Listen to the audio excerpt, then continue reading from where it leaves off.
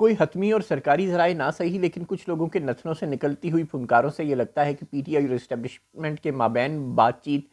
چاہے کسی نتیجے پر پہنچی ہو یا نہ پہنچی ہو، چاہے کوئی اتفاق ہوا ہو یا نہ ہوا ہو، لیکن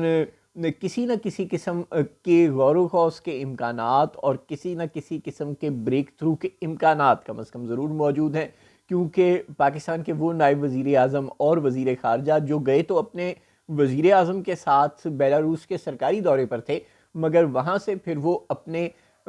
سمدھی دوست اور سابق وزیر اعظم 3 بار کے سابق وزیر اعظم کے ساتھ چھٹی پر سیدھا لندن چلے گئے۔ انہوں نے سرکاری دورے سے واپس پاکستان آ کر رپورٹ کرنا بھی پسند نہیں کیا، بلکہ وہ بیلاروس سے سیدھا لندن سے دھار گئے،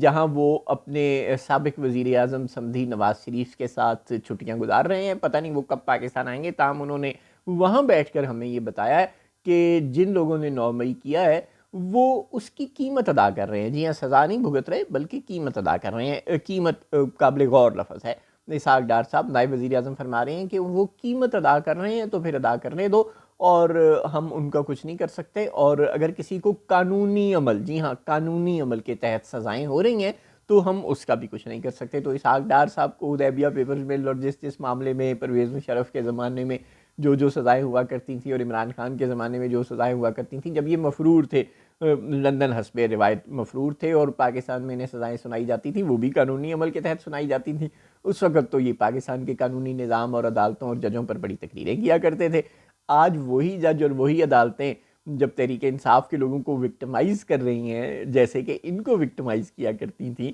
تو اب انہیں وہ سب کچھ قانونی عمل لگ رہا ہے۔ خیر، اب یہ کہتے ہیں کہ قانونی عمل کے تحت اگر سزائیں ہو رہی ہیں تو وہ ہونے دو، اور جو لوگ قیمت ادا کر رہے ہیں، جی ہاں، یعنی انہیں اچھی طرح سے پتہ ہے کہ بے شمار لوگ خام خواہ پکڑے ہوئے ہیں اور پارٹی پر بھی پابندیاں خام خواہ ہیں، ایک طرح سے وہ انڈورس کر رہے ہیں کہ جو کچھ ہو رہا ہے وہ قیمت ادا کر رہے ہیں، تو پھر وہ کہتے ہیں کہ ادا کرنے دو۔ اور وہ یہ بھی بتا رہے ہیں